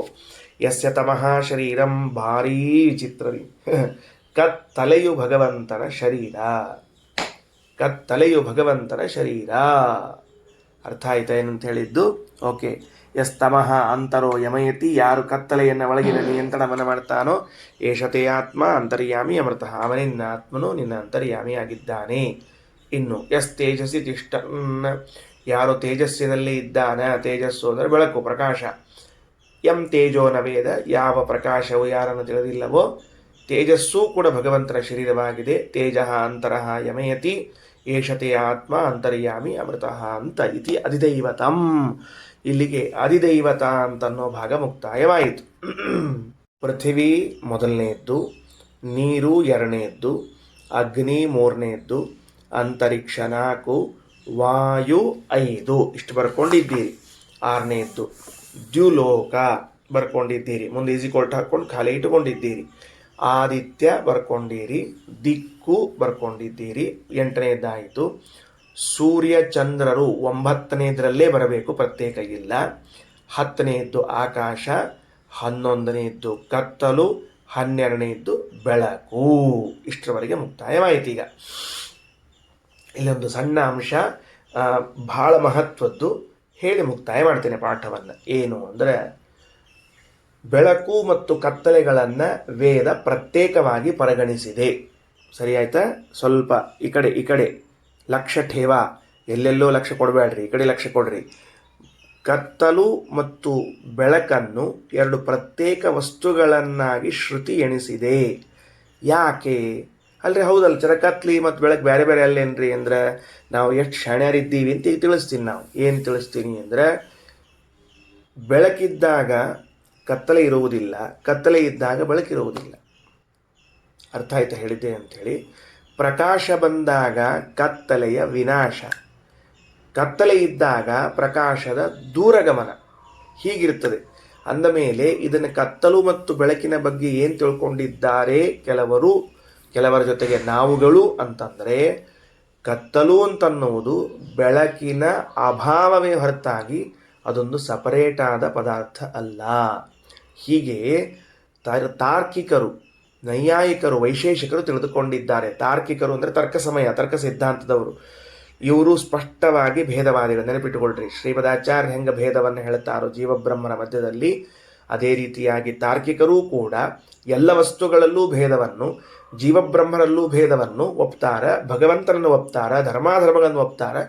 ಕೆಲವು ಮತ್ತು ಮೈನಸ್ ಪಾಯಿಂಟ್ಗಳವ ಅವನ್ನು ತಿಳ್ಕೋಬೇಕು. ಅದರೊಳಗೆ ಇದು ಅಂತ ಅಂದರೆ ಕತ್ತಲೆ ಅಂತನ್ನುವುದು ಒಂದು ಪ್ರತ್ಯೇಕ ಪದಾರ್ಥ ಅಲ್ಲ. ಮತ್ತು ಕತ್ತಲೆ ಇದು ಸೂರ್ಯನ ಅಭಾವ, ಬೆಳಕಿನ ಅಭಾವ ಅಷ್ಟೇ. ಸೂರ್ಯ ಇಲ್ಲ, ಕತ್ತಲೆ ಇದೆ ಅಂತ ಅರ್ಥ. ಸೂರ್ಯ ಇದ್ದಾನೆ, ಕತ್ತಲೆ ಇಲ್ಲ ಅಂತ. ಆದರೆ ನಾವು ಮೀಮಾಂಸಕರು, ನಮ್ಮನ್ನೇನು ಕರೆದಾರ ಮೀಮಾಂಸಕರು, ಉತ್ತರ ಮೀಮಾಂಸಕರು ಅಂತ ಕರೀತಾರೆ ನಮ್ಮನ್ನು. ಪೂರ್ವ ಮೀಮಾಂಸಕರು ಅಂತ ಕೆಲವರಿದ್ದಾರೆ, ಉತ್ತರ ಮೀಮಾಂಸಕರು ಅಂತ ಕೆಲವರಿದ್ದಾರೆ. ನಾವೆಲ್ಲ ಉತ್ತರ ಮೀಮಾಂಸಕರು. ನಾವು ಸ್ಪಷ್ಟಪಡಿಸ್ತೇವೆ, ಇಲ್ಲ, ಕತ್ತಲು ಅನ್ನುವುದೊಂದು ಪ್ರತ್ಯೇಕ ಪದಾರ್ಥ, ಬೆಳಕು ಅನ್ನೋದೊಂದು ಪ್ರತ್ಯೇಕ ಪದಾರ್ಥವೇ ಹೊರತಾಗಿ ಬೆಳಕಿನ ಅಭಾವ, ಬೆಳಕಿನ ವಿನಾಶ ಕತ್ತಲು ಅಂತ ಯಾವ ಕಾರಣಕ್ಕೂ ಭಾವಿಸಬಾರದು. ಅಭಾವ ಅನ್ನೋ ಶಬ್ದಕ್ಕೆ ಅರ್ಥ ಏನು ಅಂದರೆ ಇಲ್ಲ ಅಂತ ಅರ್ಥ. ಅದರ ವಿನಾಶ, ಅದರ ಇಲ್ಲದಿರುವಿಕೆ ಅಂತ. ಹೆಂಗಪ್ಪ ಅಂತ ಅಬ್ಸೆನ್ಸ್, ಹೌದು, ಹಾಗೆ ಹೇಳೋದು. ನಮ್ಮಲ್ಲಿ ತೇಜೋ ಅಭಾವ ಅನ್ನೋ ಶಬ್ದದಿಂದ ಅಬ್ಸೆನ್ಸ್ ಅನ್ನೋ ಅರ್ಥಕ್ಕಿಂತ ಅದು ಇಲ್ಲದೇ ಇರುವುದು ಅನ್ನೋದಕ್ಕಿಂತ ನಾಶವಾದ್ದು, ಬೆಳಕು ನಾಶವಾದ ಮೇಲೆ ಕತ್ತಲು, ಅಭಾವ ರೂಪ ಅಂತ ಒಪ್ಪ್ಯಾರ ಅದನ್ನು. ತೇಜೋ ಅಭಾವ ರೂಪ ಕತ್ತಲೆ ಅಂತ ಒಪ್ಪಿದ್ದಾರೆ. ಅಭಾವ ರೂಪ ಅಂದ್ರೆ ಏನು? ವಸ್ತು ನಾಶವಾದದ್ದು, ಇಲ್ಲದೇ ಇರುವುದು ಅಂತ ಅರ್ಥ. ಈಗ ಉದಾಹರಣೆಗೆ ಘಟದ ಅಭಾವ, ಘಟಾಭಾವ ಅಂದ್ರೆ ಏನು? ಘಟ ನಾಶವಾದದ್ದು ಅಂತ ಅರ್ಥ. ಕೈಯಿಂದ ಗಡಿಗೆ ಬಿಟ್ವಿ, ಡಬ್ ಅಂತ ಹೊಡೀತು, ಘಟಾಭಾವ. ಘಟಾಭಾವ ಅಂದರೆ ಘಟನಾಶ ಇಲ್ಲ ಅಂತ ಅರ್ಥ. ಹಂಗೆ ತೇಜಸ್ಸಿನ ಅಭಾವ ರೂಪ ಯಾವುದು ಅಂತ ಕೇಳಿದರೆ ತಮಸ್ಸು ಅಂತ ಹೇಳ್ಯಾರ. ತಪ್ಪು ಅಂತ ಶ್ರೀಮದಾಚಾರ್ಯ ಸಿದ್ಧಾಂತ. ತಮಸ್ಸು ಒಂದು ಪ್ರತ್ಯೇಕ ಪದಾರ್ಥ, ತೇಜಸ್ಸು ಒಂದು ಪ್ರತ್ಯೇಕ ಪದಾರ್ಥ. ಅದಕ್ಕೆ ಪುರಾವೆ ಎಲ್ಲಿದೆ ಅಂದರೆ ಇಲ್ಲಿದೆ ಬೃಹದಾರಣ್ಯಕದಲ್ಲಿ. ತಮಸ್ಸಿನಲ್ಲಿ ಭಗವಂತನಿದ್ದಾನೆ ಅಂದರೆ ತಮಸ್ಸು ಒಂದು ಪ್ರತ್ಯೇಕ ಪದಾರ್ಥ ಆಗಬೇಕು. ಅದು ಪ್ರತ್ಯೇಕ ವಸ್ತು ಆಗದೆ ಹೋದರೆ ವಸ್ತು ತಮಸ್ಸಿನಲ್ಲಿ ಇದ್ದಾನಂತ ಹೆಂಗೆ ಹೇಳಿ ಬರ್ತದೆ? ಘಟಾಭಾವದಂತೆ ತೇಜೋ ಅಭಾವವು ಕತ್ತಲೆಯಾಗಿದ್ದರೆ ಅಲ್ಲಿ ಇದ್ದಾನಂತ ಹೇಳಿ ಬರೋದೇ ಇಲ್ಲ. ಹೋಗಲಿ, ಮತ್ತು ಸ್ವಾರಸ್ಯದ ಏನು ಅಂದ್ರೆ ತಮಃ ಶರೀರಮಂತಾರ. ಭಗವಂತನಿಗೆ ಕತ್ತಲೂ ಕೂಡ ಶರೀರದಂತೆ ಉಳಿದ ಪದಾರ್ಥಗಳೆಲ್ಲ ಹೆಂಗವಲ್ಲ ಹಂಗ ಅಂತ ಹೇಳೋ ಕಾಲಕ್ಕೆ ಅದು ಹೆಂಗೆ ಅಭಾವ ರೂಪ ಅಂತ ಹೇಳಿ ಬರ್ತದೆ? ಅದರಿಂದ ತಾರ್ಕಿಕರ ಸಿದ್ಧಾಂತ ತಪ್ಪು. ಏನವರು ಹೇಳಿದ್ದು ತಮಸ್ಸು ಇದು ತೇಜಸ್ಸಿನ ಅಭಾವ ರೂಪ ಅಂದದ್ದು ಅಲ್ಲ. ಉಪನಿಷತ್ತು ಬೃಹದಾರಣ್ಯಕ ತೇಜಸ್ಸು ಒಂದು ಪ್ರತ್ಯೇಕ ಪದಾರ್ಥ, ತಮಸ್ಸು ಒಂದು ಪ್ರತ್ಯೇಕ ಪದಾರ್ಥ ಅಂಥೇಳಿ 12 ವಸ್ತುಗಳ ಪರಿಚಯವನ್ನು ಮಾಡಿಸಿದೆ. 12 ವಸ್ತುಗಳ ಅಂತರ್ಯಾಮಿಯಾದವನು ಭಗವಂತ. ಹೇಗೆ? ಒಳಗಿದ್ದಾನೆ. ಯಾರು ಒಳಗಿದ್ದಾನೋ ಅವರು ಇವರನ್ನು ತಿಳ್ಕೊಂಡಿಲ್ಲ. ಅವರೆಲ್ಲರೂ ಇವನಿಗೆ ಶರೀರದಂತೆ ಇದ್ದಾರೆ. ಒಳಗೆ ಇದ್ದು ಅವರವರನ್ನು ಅವರವರ ಕಾಲದಲ್ಲಿ ತೊಡಗಿಸ್ತಾನೆ. ಆದ್ದರಿಂದ ಅಂತರ್ಯಾಮಿ ಅಂತ ಕರೆಸಿಕೊಂಡಾನ. ಅವನು ಬೇರೆಯಲ್ಲ, ನನ್ನ ಸ್ವಾಮಿಯಾಗಿ ನನ್ನ ಅಂತರ್ಯಾಮಿಯಾಗಿದ್ದವನು ಬೇರೆಯಲ್ಲ. ಇದನ್ನು ತಿಳಿದುಕೊಳ್ಳುವುದೇ ಅಂತರ್ಯಾಮಿ ಬ್ರಾಹ್ಮಣದ ಮಹತ್ವ, ಅಂತರ್ಯಾಮಿ ಬ್ರಾಹ್ಮಣದ ಸಂದೇಶ ಅಂತ ತಿಳ್ಕೊಳ್ರಿ. ಶ್ರೀಕೃಷ್ಣಾರ್ಪಣ ವಸ್ತು.